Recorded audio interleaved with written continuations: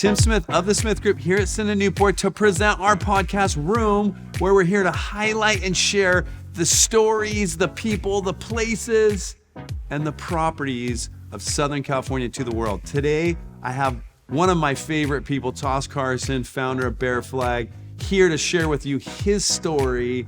Can't wait. Thanks for joining us. Thanks, Tim. Thanks for having me. Yeah, so we're going to start. You grew up in Newport. Grew up in Newport Beach. Where in Newport? So I grew up in Newport Heights. Okay. And still live in Newport Heights, still live in Newport Heights, yeah. Family still lives in Newport Heights. Costa Mesa, where we are basically right now, was kind of the grassroots of everything growing up. The surfing industry. Yeah, this used to be like the mecca of the like mecca. Yeah. I mean, if you wanted something done, you go to Costa Mesa. You get anything done. You get a boat built. Yeah. You get parts. You build a house. You can do anything in Costa Mesa. Well, technically, we're in Newport right here, and this is technically, if you really think about logistically, it's probably a better part of Newport. You don't have the plains. You're closer to the beach, right? Yeah. Well, this building here where we are right now in Costa Mesa was actually where my grandfather's first business was, Cadillac Gauge. So it's just, and so now it's called Cadillac Gauge. It was Cadillac Gauge, and it was Eugene Stoner and Howard Carson, and they were partners, and they designed and manufactured the M16 machine gun, and they did power steering for airplanes. They did a lot of gauges. Wait, so your grandfather went to MIT? He went to MIT. He was an engineer. He was an aeronautical engineer. And so, isn't it interesting that you're like the most handy guy I know? Well, like when it comes, like if you want furniture built, you're building it. You want to refinish a boat, you want to make a boat, but you'll do it all, right? Well, and the thing is that a dad trait or a? I think it stems from my dad, honestly, because I never met my grandfather. I wish I did, but my dad was an only child, and I don't think he got along with his dad very well. But they, back in the day, it was a different kind of love. It was tough love, the same kind of love I think you and I grew up with. Yeah. Which was more of like a handshake than a hug from your dad, I was more like, a free range kid. Like literally Brixton's going to turn 10 next week. And at 10 years old, I was down, I grew up in Salt Lake. I was down at the Salt Palace till 11, 12 at night on school nights, scalping tickets. And I still am thinking, that's gotta be wrong. But I'm doing the math. I'm like, Brixton's never been out of my sight, right?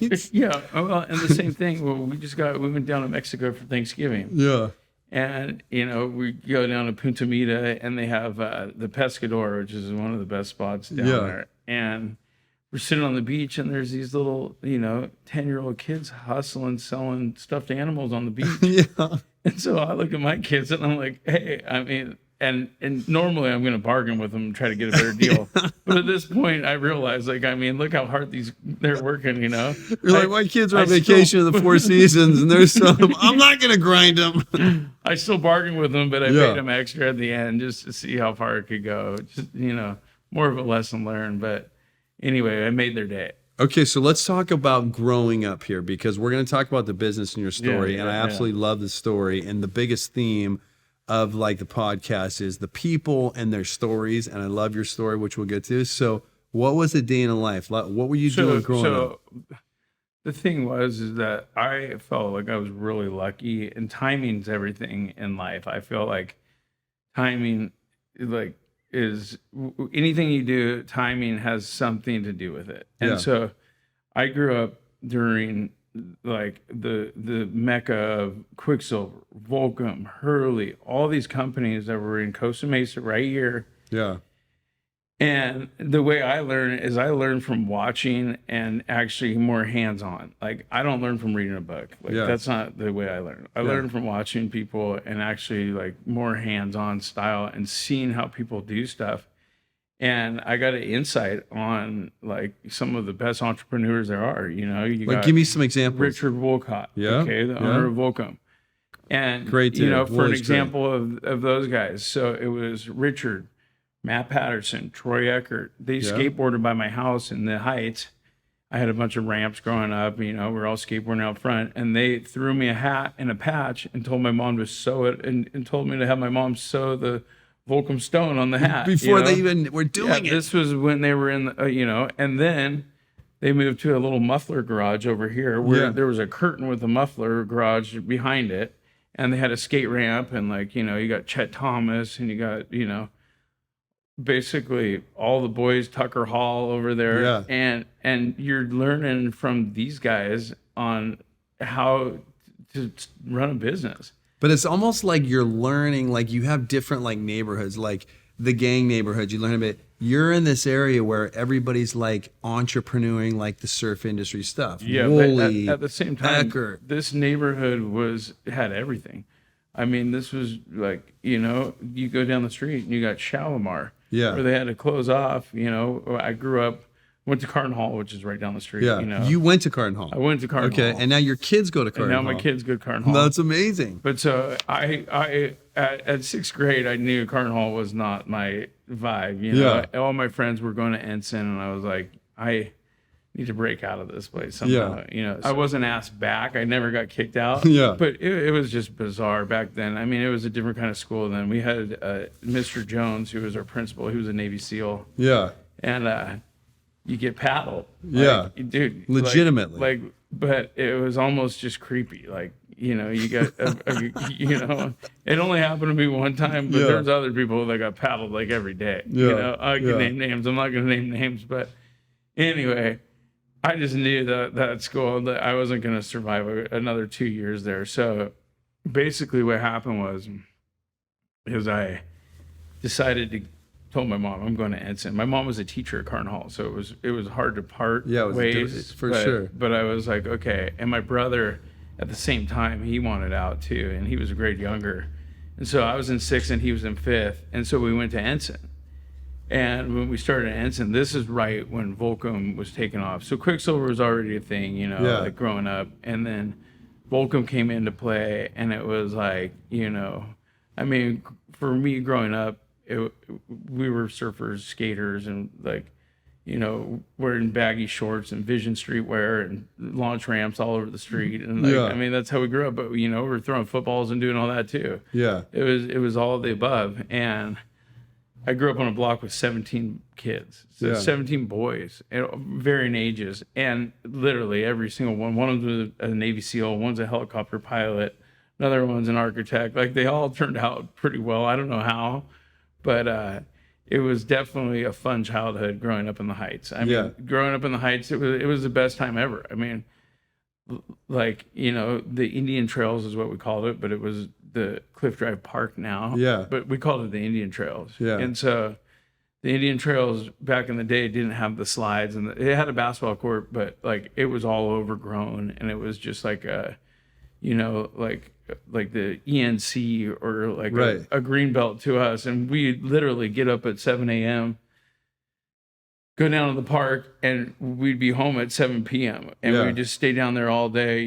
We had army paint on our faces. We were doing all sorts of stuff, building tree houses, just messing around. Yeah. And anyway, growing up in the Heights was the best. And it's, Do you find it interesting you're back in the Heights raising a family, or no? It's just like... I never wanted to leave, honestly, because it's like I have so many memories and roots there. And plus I have my family there. My dad lives down the street and my brother lives down the street. It's just and it's just so central, I feel to Newport Beach. If you want to go check the waves, living down on the beach is cool, but it's like the war zone, you know? And it's changing a bit, but it's totally... Yeah, it's definitely changing, but everything's changing around here. Yeah. So, I mean, you kind of got to roll with it, but the Heights was fun growing up. And...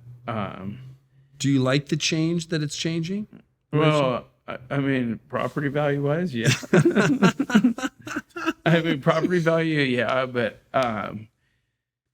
It's hard when you start getting into, you got big developers come in and you got to choose sides and stuff like that, because you got environmental side and really I try to stay out of it and let things evolve, because really, I mean, my business is evolving with what's going on around. So before we get to your business, I want to ask you questions. Being so local, I don't think I've had anybody yet on the podcast that grew up and still lives in Newport, which I love. So if you're gonna surf, where do you like to surf? So, I mean, First spot. growing up surfing in Newport, it is totally depends on the time of year. Okay. Okay, so you got So West summers- Swell, you got West Swell in the winter, which is Blackies, Yeah. and you have the river jetties, and you got the point. Yeah. 18th Street. I'm not really a wedge surfer. I like going down and Yeah. watching people surf the wedge. Yeah. I got a lot of friends that surf the wedge. I've surfed the wedge, but I'm regular foot. Yeah. And going backside at the wedge is not great. my. Yeah. But honestly, I would say the best wave that we have in Newport is the point. Yeah. I mean, 18th Street, right? When the point breaks, It's killer. and it's breaking good. It is one of the best. But waves you I've weren't ever going to like, I mean, you're not going, like when you were a kid, were you going down to South County, So- trestles, trails, like churches? So of course, but so when I was a kid growing up, we all met at 32nd Street. Yeah. 32. 32nd Street was the spot. That Yeah. was like when you were 16 years old and you got your first girlfriend and you're hanging out on the beach. We were at 32nd Street. Yeah. And the waves are always good there. Yeah. Like it's kind of right in between 54th and Blackies where Where's your go-to? you got a left off the jetty, you got a little right. Yeah. It's super fun. And you just basically hang out at the beach all day, the sand. You got the boardwalk right there. Yeah. We had a bunch of friends that grew up on the beach, like kind of all in that area where we kept our surfboards. Yeah. And it was just a little, party time. Yeah. Fun. Did you do the junior guards all growing up? Yeah. So I did junior guards. I was a sailor too. So I did NHYC, Newport Harbor Yacht Club. Yeah. And then I would do junior guards in the afternoon. Okay. And so I did that for a couple of years. I did sailing for a lot longer. I sailed from when I was probably in second grade till about, I would say 7th grade. And now you're back at Newport Harbor. Yeah, Yacht Club, well, right? I never really left Okay. Newport Harbor Yacht Club. Yeah. I mean, Because your parents were members and parents then were you became a members, member. Yeah. But We'll talk about that for a second because there's a lot of yacht yeah, clubs. so I'll talk about junior guards really quick. Okay. So what I used to do at junior guards was the first year was, but back in the day, junior guards, I mean, dude, if you got in trouble, you're doing 100 push-ups. You know? It was more like boot camp. Yeah, it was And militant so for sure. What I would do was I'd ride my bike up from the pier, like towards the wedge, and I'd lock it up to one of the street signs. I forget which one, but like, up towards like 8th Street. Yeah. And so we'd have to do the wedge run right when we got there, and we'd run to the wedge and back to the pier. And so I would get right in the middle, right? So I wouldn't try to be the fastest, but I would be in front of the slowest people. Yeah. And then I'd hide behind the trash can, and then they all pass me. And then I'd go get on my bike with my surfboard, and I'd go down to 32nd Street. And that was the last year I did junior guards. But really, like, I think the teacher at the last day didn't even know my name. She's like, "Really? Are you in our class?" And wait, but who's really doing the monster mile right but now? all my friends were surfing at 32nd Street, and it was like, you know what? I'm sailing all day, and now I got to go to boot camp. It's like, dude, I want to go hang out with my friends at 32nd Street. So, and it was one of the best summers ever because it's just kind of like a cycle in Newport. Always like some summers are better than others, and you get those like south swells. Yeah. And Warm, the surf's super yeah. good, and you're sitting there at junior guards, doing push-ups. It's like, I want to be at the beach. Yeah. So going now that we're not going to get into your business yet, but your dad was a fisherman. So my dad actually was not a fisherman. Okay. My dad is a metal fabricator. He's a boat builder. Okay. So he has a shop over on 18th in Monrovia. Okay. So literally right here. Right here on 18th and Monrovia. And so he has a big metal shop and a wood shop. Okay. And so in 1979, he built the original Bear Flag, which is the original one, which is like a 70-foot aluminum sport fisher. Kind of like a Jones Goodell style. If somebody knows boating, they would know. But it was designed by a guy named Lynn Sonor. And my dad built it. Basically, he cut the aluminum sheet metal with a skill saw and built the whole boat right at Marine Fabricators right over here in Costa Mesa. And that's what Costa Mesa was. It was the boat building mecca. Yeah. And so really I was born in 1979. So like it took him 4 years to build it. So he started building it in, I think 1978, and he finished it in, I think 1980. So I was 2 years old. So there's pictures of me like going through the boat, looking through the portholes while it's still all metal, at the shop. And what happened was there was a boat called the Don Juan. Okay. If you see it in the bay, a lot of people know the boat, the Don Juan. Yeah, you've showed it to me. I've seen It's parked at the Bay Club. Yeah. And so there was a contract that this aerospace company had to build the Don Juan for John Lennon, who is a big, I think, oil guy developer dude. Yeah. And anyway, legend around here, honestly. But so what happened is he was going to have this boat built by this aerospace company, and then they got a big military contract. I think something happened. I don't know what war happened, but then the aerospace company's like, "Hey, we can't build this boat anymore. We're gonna just get out of the contract." And so they took it to Elliott, and Elliott builds a lot of boats around here. Right. Like there's a lot of famous boats that are built by Elliott in Newport. They're one of the most sought after boats, I would say, in Newport. Yeah. And so, but they don't build aluminum boats. So the aerospace company went to Elliott and said, "Hey, we have all the bones of the boat for you, ready to go." And they're like, "Well, we don't know how to do aluminum. We do fiberglass." So they're like, "Well, figure out what to do with it." They bought out of the contract. And so what they did was they knew my dad was building a boat, and they called my dad and they said, "Hey, we have all this aluminum. We heard you're building a boat. You want to buy it?" And my dad's like, "Sure, I'll buy it." And so it was all aerospace aluminum, like the highest grade aluminum that you could buy, all the I-beams. This is the original Bear Flag boat. And they sold him all the I-beams and everything for $10,000. No way. They were just trying to dump it. They were dumping it. So my dad, then it was on for my dad. He's like, "Okay, I got all the, the bones of the boat. So now I just got to put it together." So, and he had the shop to do it. And so he has a metal fabricating shop, and that's what he did, and it's one of the best boats, honestly. Where is the original Bear Flag? It's in Lido Yacht Anchorage. And who is it? Your dad's boat? It's my dad's boat. Does he use it? He uses it, but we're actually redoing it for him right now. This goes into a whole nother story. That my dad, he's not doing well right now, just, pandemic related, vaccine related, to be honest with you. All right. But my brother and I are redoing the boat right now for him.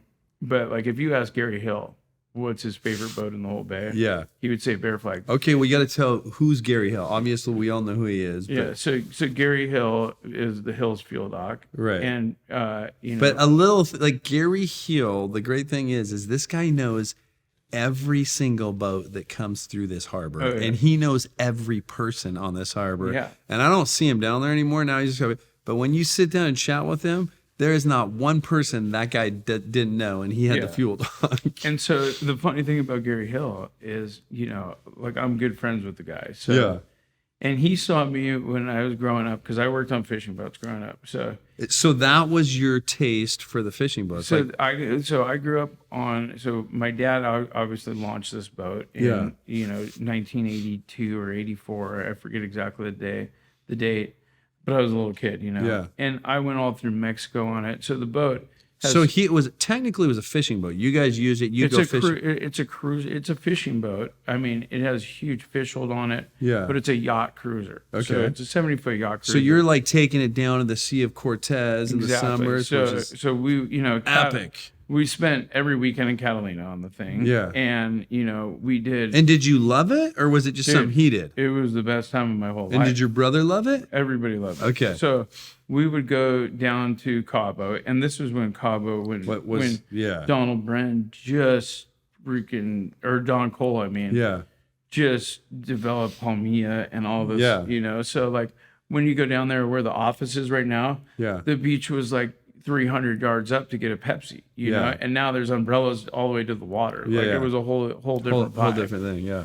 And so we spent a lot of time every, every fall we'd go down to Mexico. Did your mom love the boat? Oh yeah. And so the boat was, the way it was designed, it had 3,800 gallon fuel tanks, Detroit diesels.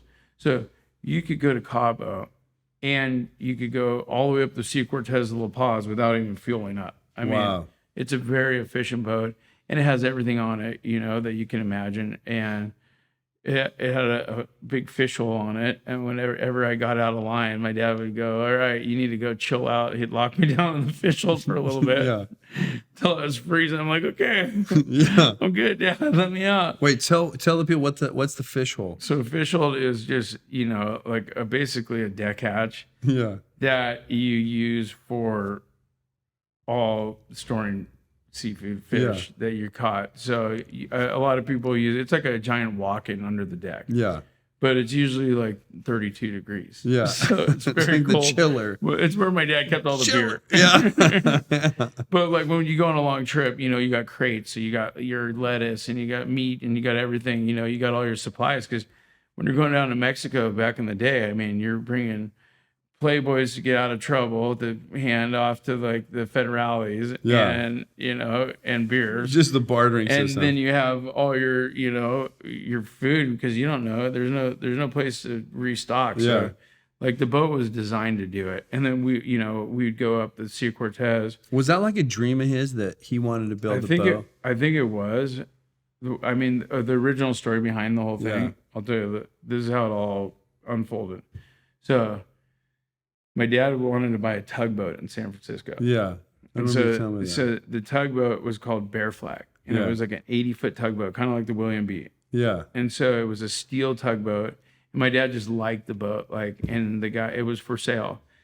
And so my dad went to the owner and said, "Hey, I want to buy the boat," and it was supposedly a good deal at the time. And so they got down to the brass tacks. And the guy was like, "Well, the only thing is I'm going to have to cut the boat in half and then weld it back together because of competition. Because the tugboat competition, if you have a boat that's cut in half and welded back together, it can't hold the stress of being a tugboat anymore." So my dad's like, "Hell no, I'm not going to buy it."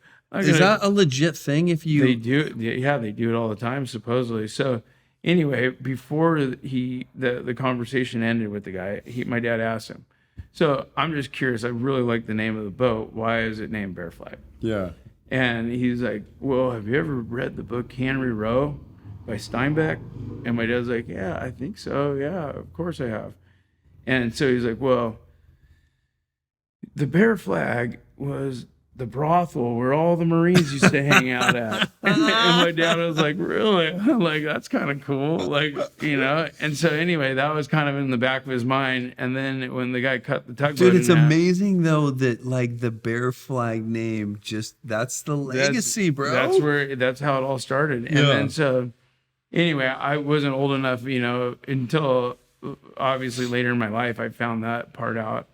And when I did find out, and when he did tell me, I did read the book again, cover to cover. Yeah. I'm like, holy shit, they relate to the Bear Flag the whole time in the book. It's like, dude, and the Marines are going down to the Bear Flag to hang out. And actually, the building still exists in Monterey, right down from the aquarium. I think Captain Jack Seafood is there. And it was just a place where, like, a bar where all the Marines hung out. Yeah. So there was a Camp Pendleton down the way. And so anyway, when my dad, he decided like, "Hey, I'm not going to buy this tugboat. I'm just going to build my own boat." Yeah. And so that's when he decided to build his own boat. Got it. And did he have boats all before that? He was always a boater. Well, so my grandfather, so Gary Hill's dad was my grandfather's best friend. And not because they were best friends. It was because he bought so much fuel on the company card from Cadillac Gauge. Yeah. Because he was working for the military. So he had a military company card. Yeah. And so he was out there just burning. He had two 454 engines in like an old Marliner. And he was out there just fishing for marlin and tuna and just messing around off the coast of California. And so Gary Hill always would tell me like, "Hey, Peter B and Howard was Peter B's favorite like customer." Yeah, he's just coming in there fueling up all the time. And I guess he had two engines sitting up here, so when he'd blow one engine, he'd just have a new engine ready to go.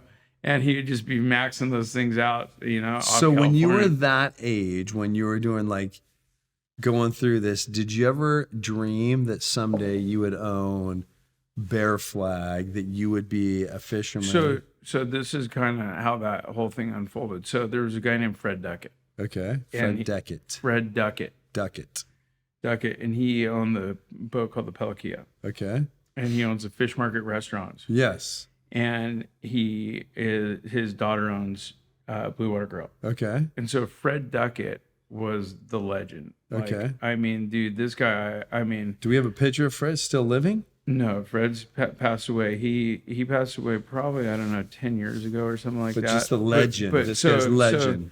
So I took a flight with Pat Wood's dad, and I hadn't really... Jim Wood. Yeah. So Jim, we got a flight from Sun Valley to Newport, and I was sitting down talking to him. I hadn't really met him before, obviously I knew Pat really well. And so I was just talking to him about, my dad and whatnot and growing up. And I mentioned Fred Duckett, and he's like, Fred Duckett was the freaking genius.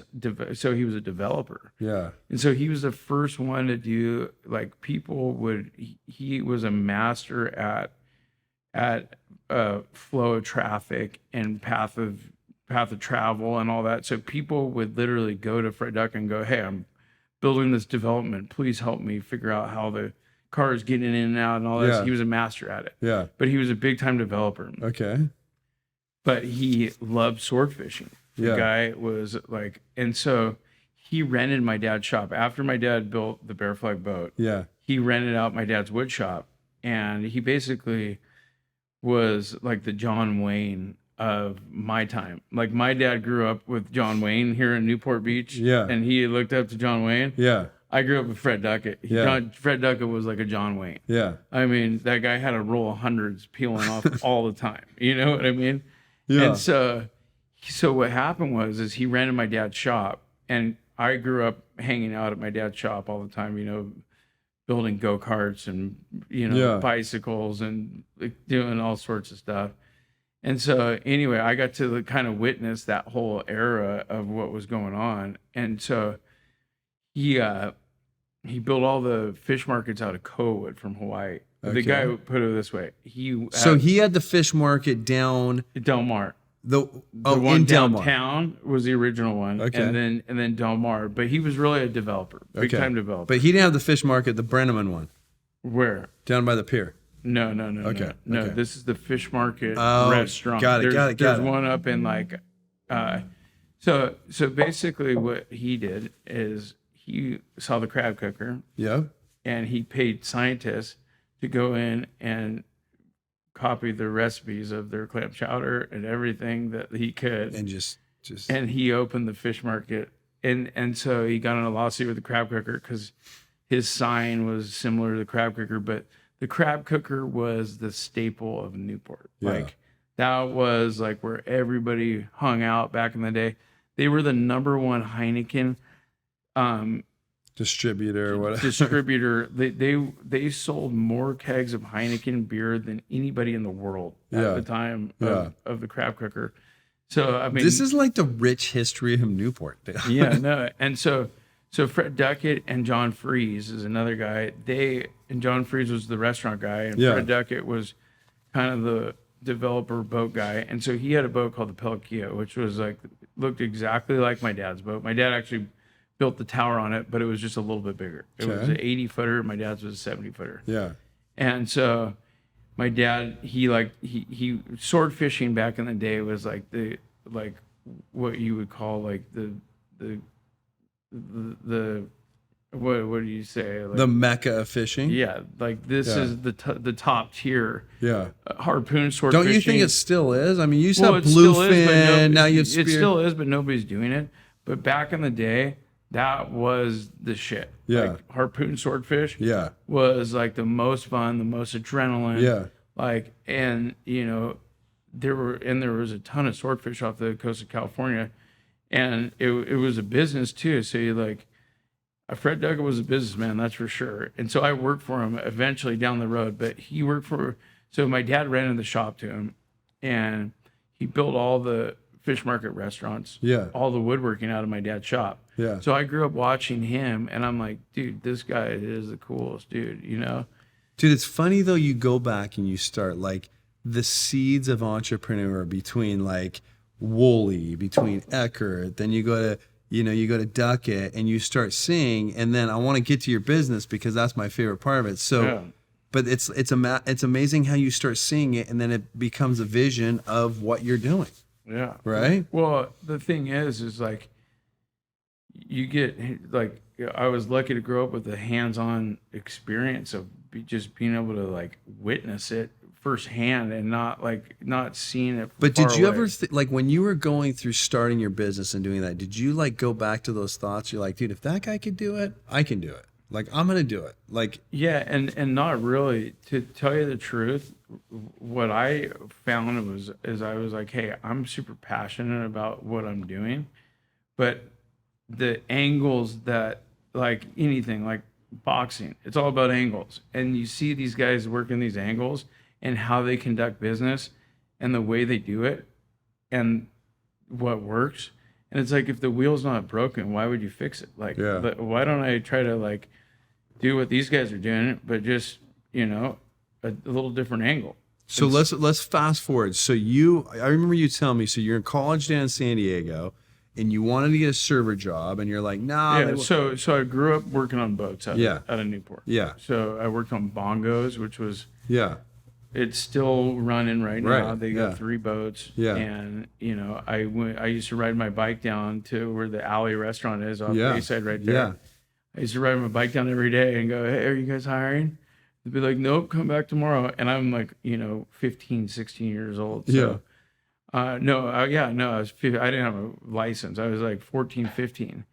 And they're like, yeah, come back tomorrow. And then finally, you came back tomorrow. Well, I kept coming back and the next for day. like 3 weeks, And then finally a guy didn't show up and they're like, hey, be here tomorrow at 4 a.m. And I was like, dude, okay, this is it. And so I got on the boat, and I worked with the owner, Joe Bongos, who is very, very particular, like the most strict guy I've ever met in my whole life. And so, like, if there was a scale on the bait tank, dude, you're scrubbing for another hour. But it was El Nino. Yeah. And so we went out fishing, and this is when albacore was around, and that's what I'm saying. Like, Newport it's a cycle. It's always changing. Yeah. But it's always either it's not getting worse or better. It's just changing. Yeah. And it's albacore, it's bluefin, it's swordfish, and the swells are changing. It's amazing to see, like, how the ocean impacts and the weather and everything, the cycle of life, really. Like. Yeah. And so anyway, working on boats. It was El Nino, and I had to cut, we would be 60 albacore we'd catch a day, 60 yellowfin, 60 dorado, 60 yellowtail, and that was the limit. You can't catch anymore because it's 10 per person. Yeah.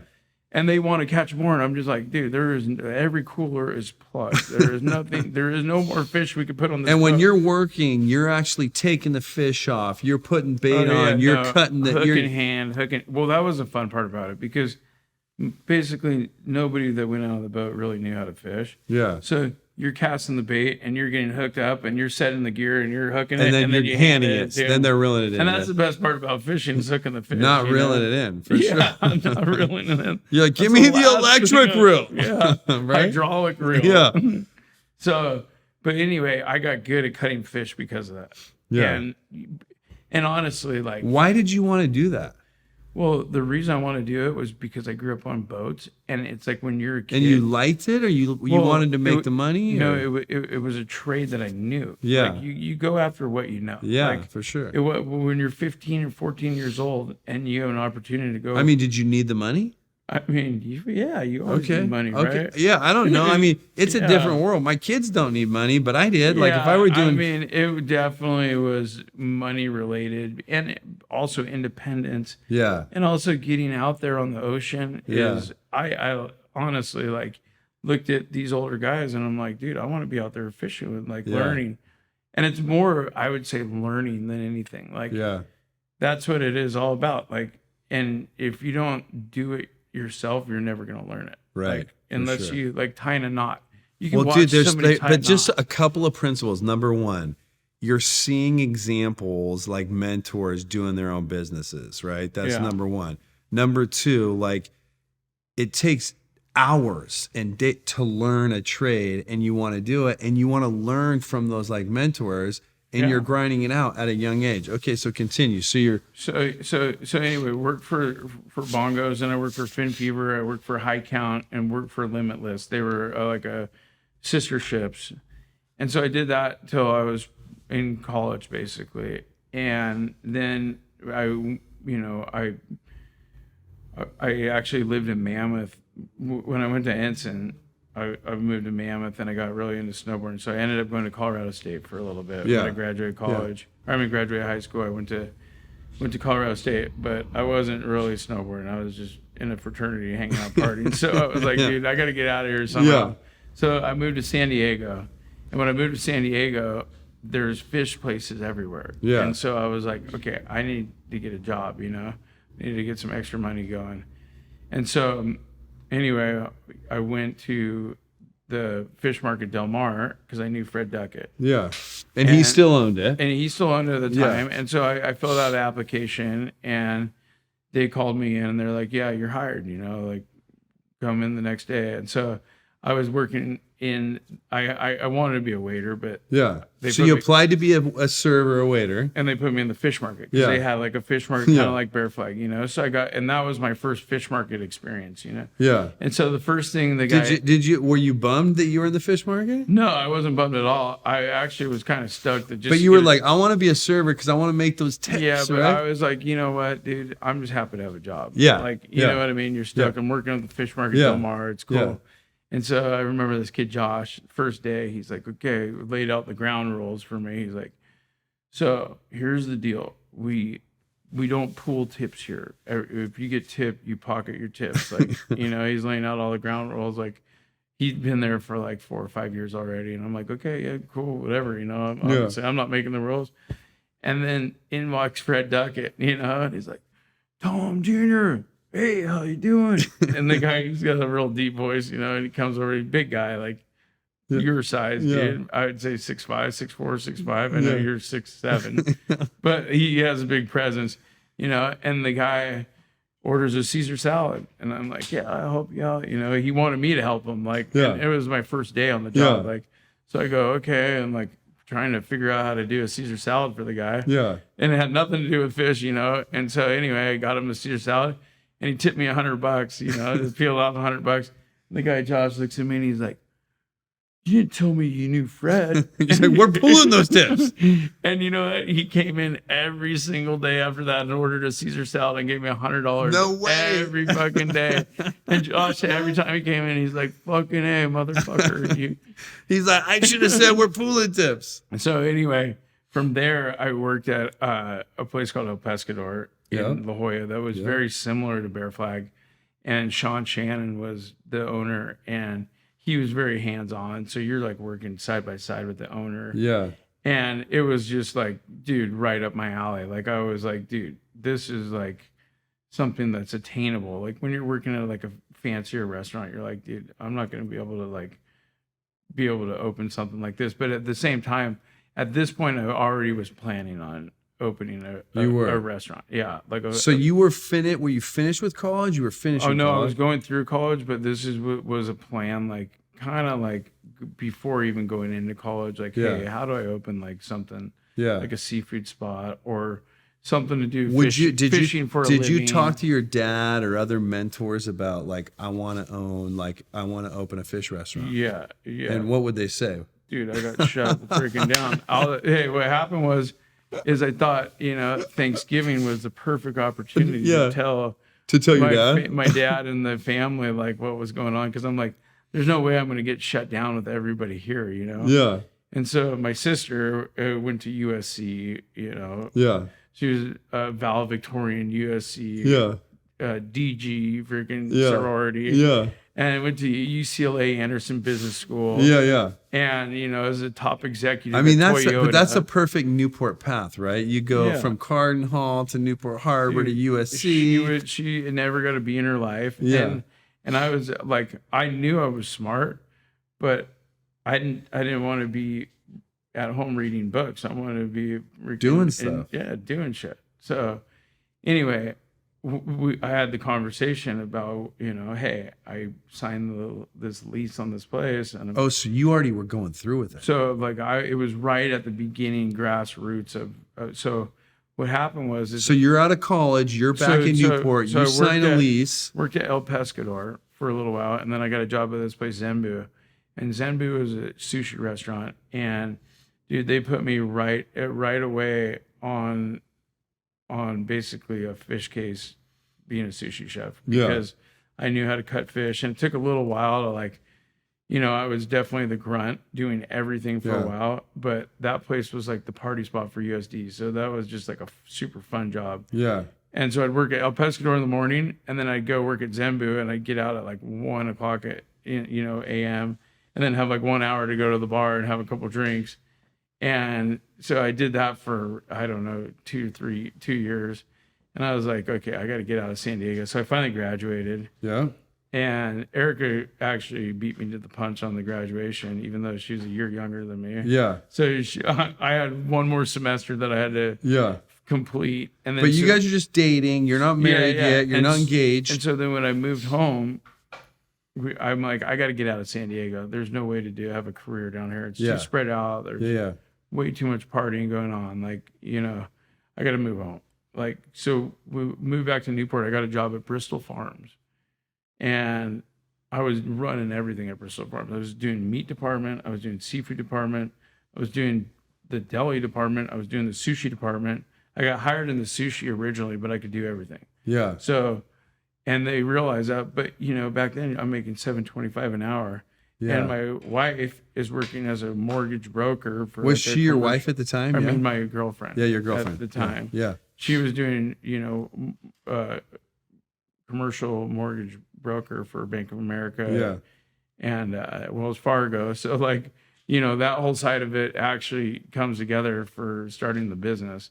Why? So she's killing it. You're making $7.25 an hour, just killing basically, yourself at Bristol Farms. Yeah. But she knows my plan to open this fish and restaurant. She believes in it, right? She believes in it. She knew that I could do it. And then so really, which is pretty epic, dude. It's pretty epic because you're like, you bring your girlfriend. You guys are working together. You go pitch the parents on Thanksgiving. How did the pitch go? So the pitch went like this. I told them that. Wait, what year was this? This was 2007. Okay, so right when we're like, right before the Great Recession. Yeah, dude. This is bad timing, dude. Bad timing. This is like the peak. But the thing is, it was the best timing for me. Yes, yeah. And for what I was doing. So when I pitched the idea, my sister shot me down so quick and said, the mom and pop shops are out. The Home Depots, the Walmarts, the Costco's are taking over the world. Nobody's going to go shop at your little shop. Yeah. And basically like because your plan was, I'm going to have a fish market / restaurant / bar. So like that's what. Well, but at that point it wasn't even a bar. It was just a fish market restaurant. Okay. Like I'm starting as small as I can, like zero money. Yeah. Zip. Yeah. We had just bought a house together, so we just chipped in money together. Okay. Which we were lucky. You and Erica. Erica and I, we were lucky that our Where was the house? In Costa Mesa? The house is on Cabrillo Street in Costa Mesa. Okay. Cool. So the fact that she was in the mortgage business and she knew everything was crashing. And so I went to my parents, and my dad's like, I will buy you one piece of restaurant equipment, whatever piece of you want, but that's it. I'm not investing in the restaurant. Was the plan to ask them for money to invest and you'd pay them back? The plan was to do that. Yeah. So then the next step was Erica's dad, you know, and he, so my dad didn't go. He told me he'd buy me one piece of restaurant equipment. Yeah. So I'm like, okay, well, I'll take it. Dude. I'm not going to shut that down, whatever. And then so I go to Erica's dad, and, I had my business plan, which was, probably like 3 pages really of a business plan. And at the end of it, he told me, he's like, Thos, I don't know anything about the restaurant business. He's like, if I were you, I'd get into the real estate business. And so he told me that I should get into commercial real estate. And I go, okay, well, but then at the end, he did say, but he said, I know this is your dream, and I want you to follow your dreams. But like at the same time, I'm marrying his daughter, so it's like I'm sure he was thinking about other things besides my dreams. It was more like, hey, how are you gonna take care of my daughter? Yeah. So anyway, that didn't go very well, and so I basically went to Erica and I was like, hey, we got shut down, but I don't really know what to do. But she's like, well, we need to take a loan on our house right away. Like, and this was like 2007 mortgage. She's like, December, right before. So we got a $50,000 loan on our house. Yeah. And basically we put $100,000 down on the house. So we're taking half of it. Yeah. And putting it into a restaurant that nobody thinks is going to work. And so the landlord kicked in $30,000. Yeah. Was this still the original place? This is the original place where Wild Taco was. Okay. It is right now. Yeah. And so it was an old VW mechanic garage. But it's crazy because you were at the peak of the market going into the Great Recession. Your mom and dad said no. Erica's mom and dad says no. Shut down. But like at that time, were you thinking, all right, I'll just fuck it. I'll go get a job.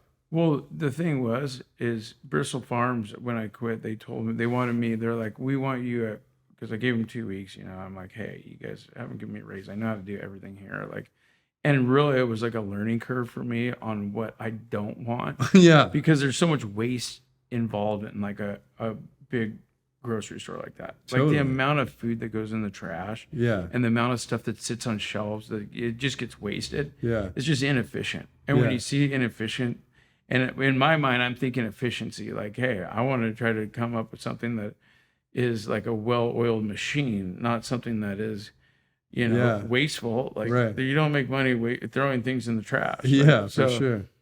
But anyway. So you like had that model. You were like, I don't want it, and I don't care. I'm gonna go for this. Like, at that point, I already had signed the lease, and so Darren Wilson, who is a badass. I mean, that guy helped me out big time.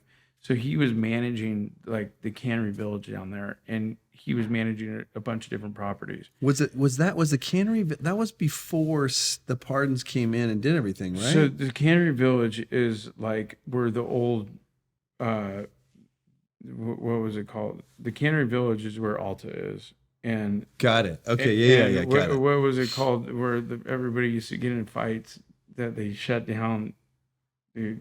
What was it called? You're talking about you're talking about the club that was not the club. No, it was called. Dude, what was it called? I'll think of the name. But the Cannery Village is basically where all the lofts are. Yeah. And where Kevin Weeda did all that. Yeah, Kevin Weeda to the Cannery. Yeah. To where Rudy's was. Yeah, that's where you had the first Wild Taco shop. And so when I was in the Cannery Village, I was thinking like, hey, Cannery Row, like the book. Yeah. Bear Flag. I'm like, I gotta call it Bear Flag. Yeah. And so what'd your dad think when you said you're gonna call it Bear Flag? Did he like that? You know what? There really wasn't much input. My dad's really cut and dry. Like, I think it's more tough love than anything. Yeah. And really, I think later on, obviously, he was really proud and happy. Yeah. But at the time, like, I don't think that it really meant too much to him. Yeah. But the thing that I did know was I already had a big 70-foot commercial-looking boat sitting out front that said Bear Flag on it. So, yeah. Like free advertising. So I'm thinking free advertising. Yeah. I'm trying to use any angle I can. Dude, I love it. The boxing thing. I love what you said about boxing. In boxing, you're always looking for the angle. Angles, yeah. And in life, you're always looking for the angle, 100%, right? 100%. I love it. And that's like the crux and the cornerstone of entrepreneurship. Like, what's my angle? What angle can I get? Yeah. Okay, so you open the first shop. So then we go into the Great Recession.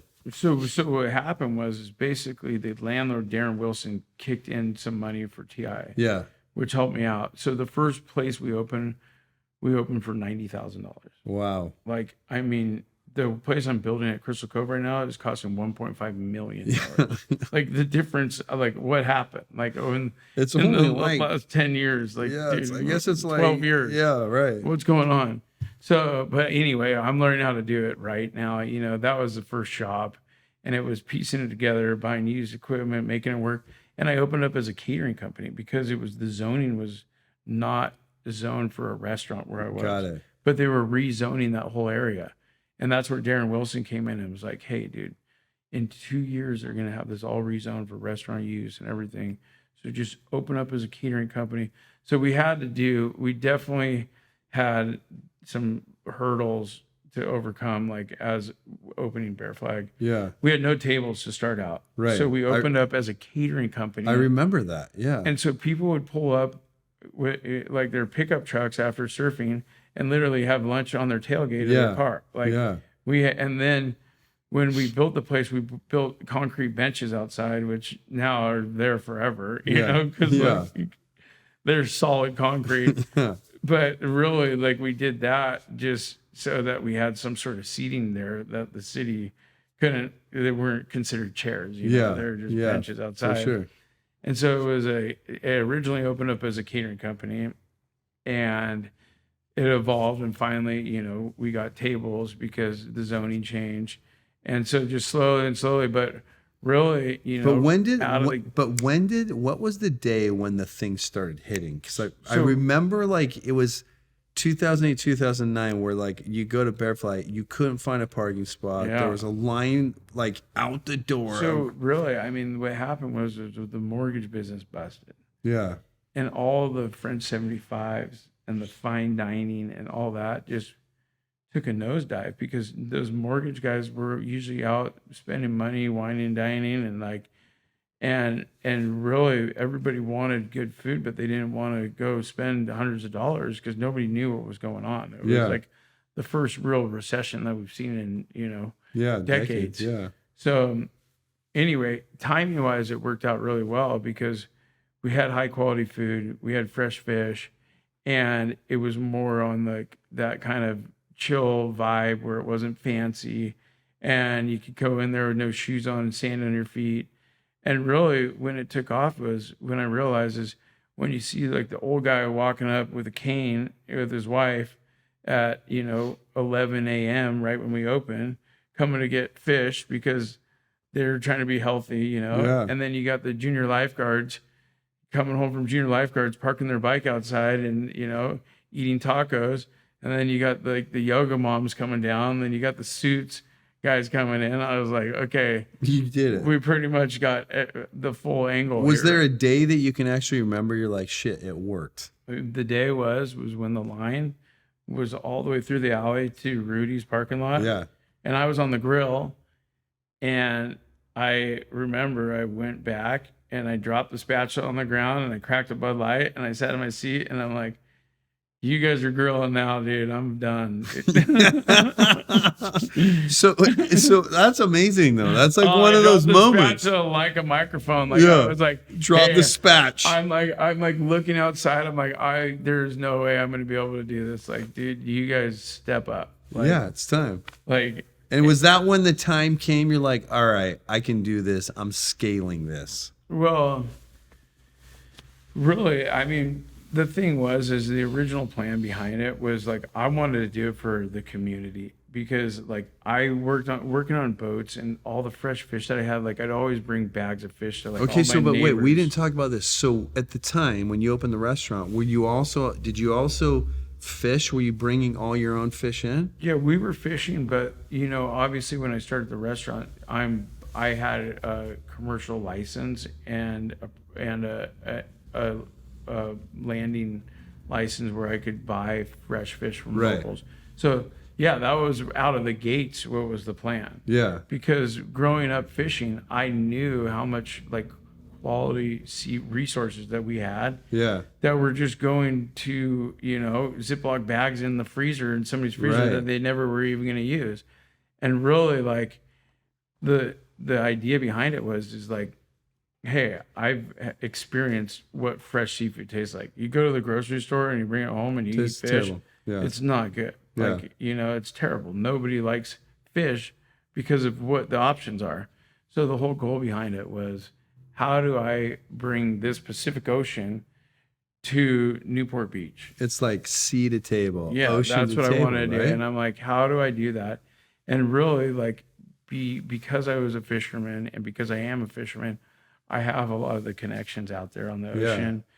And that's the reason that I am still fishing and I have active, boats out there fishing, is really for the network of still having those connections, for knowing when people are catching fish, who has what. And that way it gives me kind of a little bit of the inside trade on buying fresh seafood. And I'm not like saving money by doing it, but what I'm doing is I'm supporting the local fishermen. Yeah. The Number community, dude. Yeah. I mean, It's these a guys community. are all filling up at Gary Hill's Fuel Dock and Dana Point or whatever, and these guys are all have families and whatnot that they're out there grinding. It's not easy out there in the water. And I knew right away that I did not want to make my living off fishing by itself. It's solely. freaking hard Yeah. work. It is such hard work. Okay, so give me a snapshot. That was 2007, 2008. What does the Bear Flag look like now? How many stores? So basically what happened was we had our original store. Yeah. And we got maxed out. Right. Like it got like a too, minute. It got too busy. So Lido Village, whole area over there was the Regatta Cafe. Right. And they used to sing opera. Yeah. And so that place was just super run down. The Lido Theater was super run down. The pavilions had just left and West Marine was moving in, but they hadn't even really moved in yet. Yeah. They were on the Coast Highway. Yeah. Well, is it Lido Village? Yeah. Which Marina.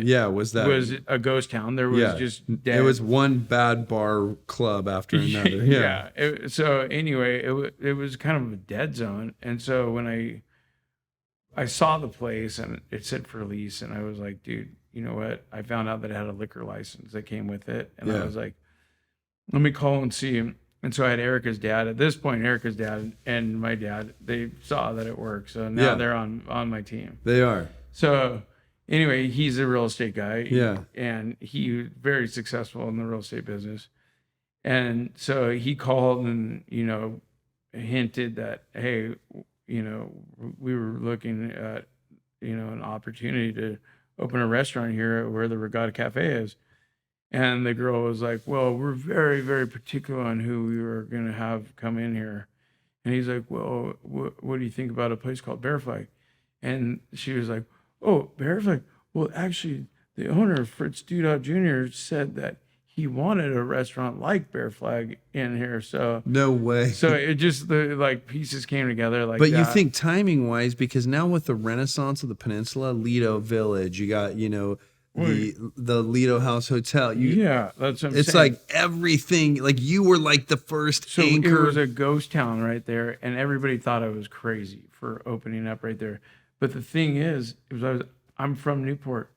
I remember as a kid going down to Buzz. There was a club called Buzz. Yes. And I was sneaking in there, and I remember that I was whole an adult area at the time. And obviously you got Lido Island right there, and dude, that whole area was just like, oh yeah, the bar I was talking about, Snug Harbor. Snug Harbor, yeah. Snug Harbor. It was sure. a breakfast spot, but literally at night, I mean, that was like the freaking sailor bar where there would be a fight out there every single night. Right.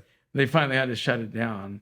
But literally, I just remember that area growing up as a kid. But you thought it was awesome, right? And I'm like, hey, everybody was like, dude, why would you move? It's so successful where you are. And I just, with the zoning and all that stuff that I was dealing with at the time, just was such a headache. You know what I mean? And I was like, dude, I need to start over from scratch. And so that's when we moved to Lido Village or Fritz Dudau's center right there. And literally the first day it took off. I mean, we obviously had to remodel the whole thing. But the Regatta Cafe wasn't even cooking food there at the time. They had another location that they were sending in like a hot truck and they were storing the food. I mean, the place was just thrashed. I mean, it was disgusting. So we went in and we demoed the whole thing, built that place up. And that's kind of like our flagship location now. Okay, so a couple of questions. We got to wrap up pretty soon. Yeah. So opening a restaurant, 90% of restaurants fail in the first year, right? Isn't that the statistic? Like 85 to 90%. So. I wasn't looking at them. I know, but what was like, in your opinion, like, both your parents, Erica's parents, like, we're not backing you. what do you think like your secret sauce was? Like, what was the reason that not only the first one worked, the second one, and now you have how many stores? So we have 6 stores now. 6 stores, Yeah. and then you also have Circle Hook, right? Yep. Is that part of it? Yep, that's part of it. Circle Yep. Hook, Wild Taco. And so what would you say, like, what's the secret sauce for you? Like, what? Well, I mean, honestly, what it is if you're so good at what you do, you can't fail. Right. You know what I mean? And I know that's how you work, Tim. I know how good you are at what you do. You already know in your mind that you can't fail. If you go into something thinking that you're going to fail, you're going to lose every time. Well, it's kind of like the Eminem thing. Failure's not an option, man. It's not an option. And the funny thing is, if the first one didn't work out, you would have figured out another one because what you got. And it's funny because I just hear rumors around, but I know there's people have been chasing you to buy your whole business. Yeah. And I know you'll never sell it because like that's your baby. And like, I love to hear that it's like part of the community. Like you want to be part of the community. You're delivering something that doesn't. You found the opportunity and timing, which other people haven't, which is amazing. Yeah, the goal is not to reinvent the wheel, is to make the wheel spin better. Yeah. And efficiencies. Efficiency. Add a spoke to the wheel that is something that gives to the community. And honestly, like, as we grew, we opened Crystal Cove, we opened Huntington, and really I want to keep it tight knit.